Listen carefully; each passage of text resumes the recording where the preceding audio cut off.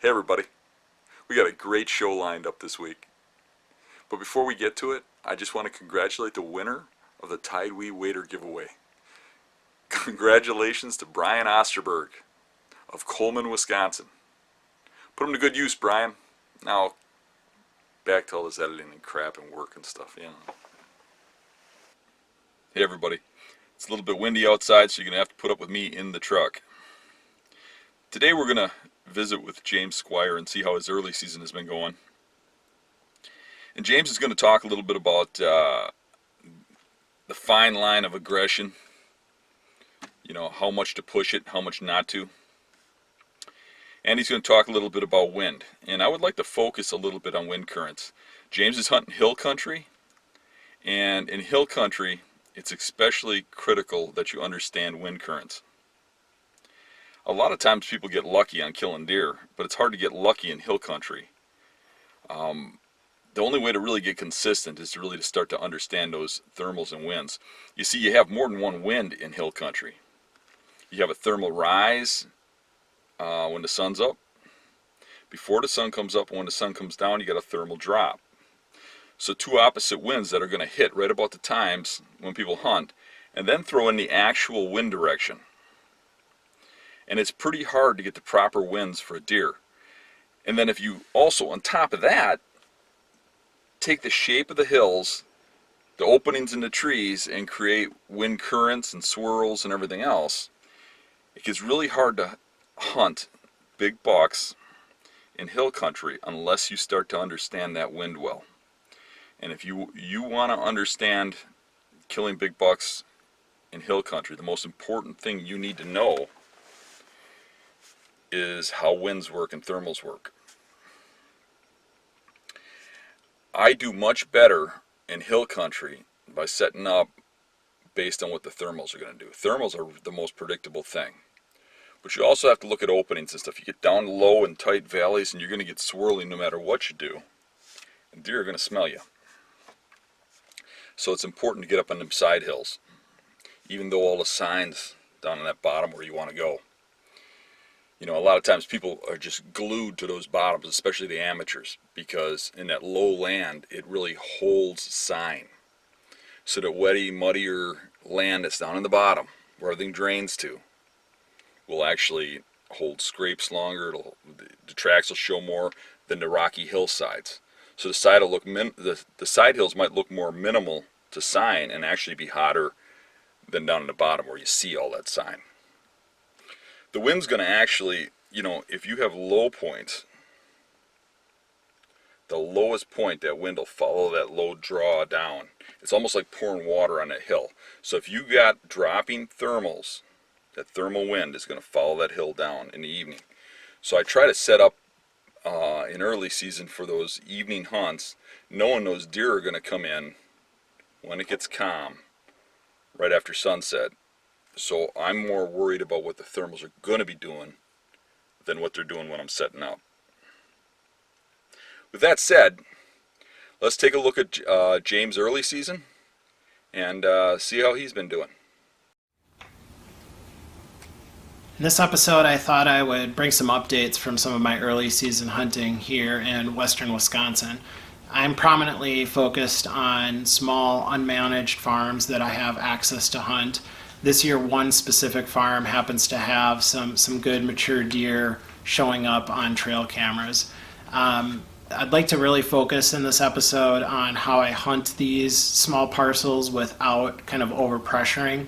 You need to be aggressive, but also not so aggressive that things are just being blown out. Dan will often talk about hunting some of these small farms, and there's a pretty minimal number of sits that you're going to be able to have without kind of blowing everything out of there. And that's definitely the case with this one specific farm. I didn't have the best idea of specific beds that these mature bucks might be using. I knew they're in the area, and we have some historical beds that they like to use. So really we kind of combined that historical knowledge with where the bucks typically like to bed, which is generally, a third from the top off the points. We talk about that all the time, and definitely will feature some of that in some of the aerial shots that I talk about in this video.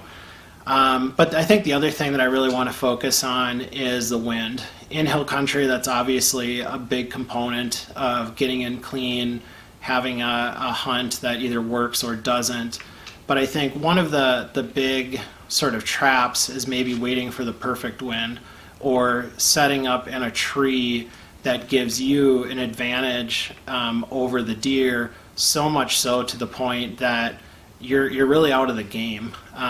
There's a lot of talk about hunting an off wind, and I show a really good example in one of these hunts where I'm coming in a pretty kind of risky place where my scent for sure could be going to a buck bed, but those type of off wind scenarios I think is sort of the risk reward type of setup. Once you have a buck targeted and you know where he might be living, that you need to make the move on him.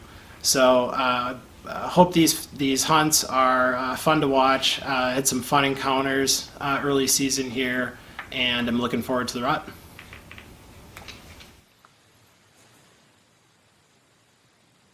All right, I want to talk about this setup a little bit before it gets too close to prime time.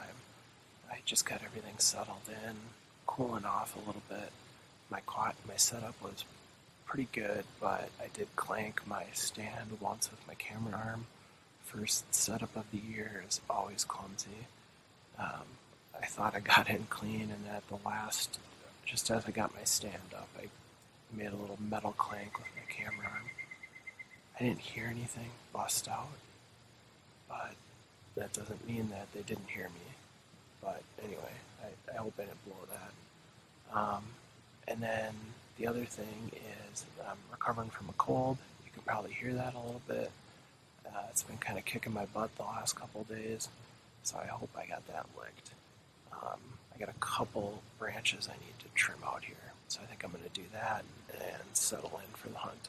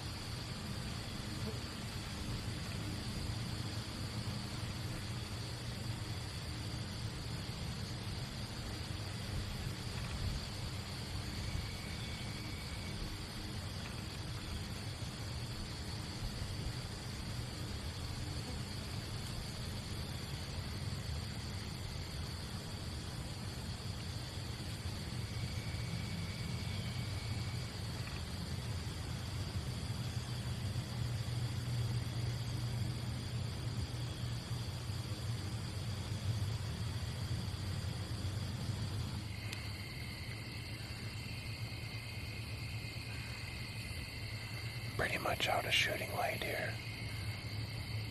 I'm not going to be able to film anything if it comes out in the next 5 minutes.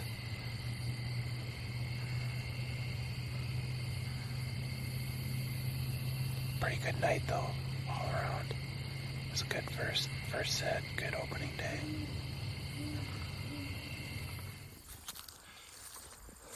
Alright. I'm walking out to a kind of an interesting spot tonight. It's going to be an east wind, which is really rare. So the bucks are kind of going to have the wind to their advantage, which I think is a good thing. Hopefully they'll want to move early. I'm going to try to sit a little lower in the ravine and have my scent kind of go down this big coulee. That's my strategy. And we'll see how that pays off.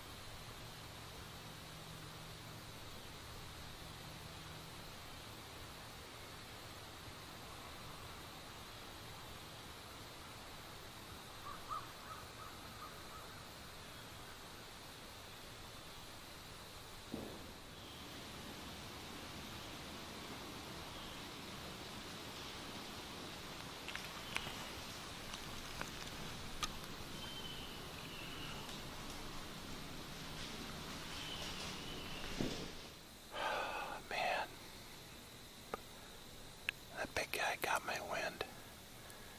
He kind of looked up this way, but I wasn't moving at all. I never flinched, but I'm positive he had my wind. He was throwing his nose up, and that's right where my wind was going. If he would have been 10 yards closer to me cutting up, I would have had a shot. I ranged him right there at 40 while he was eating acorns.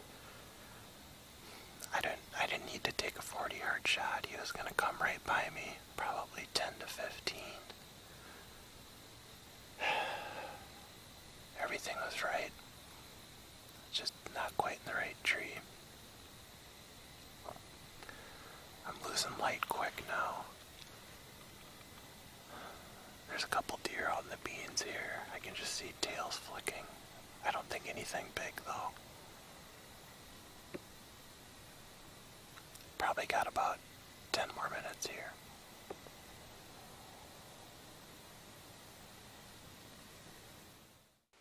It was fun visiting with James and seeing how his western Wisconsin hunting's been going.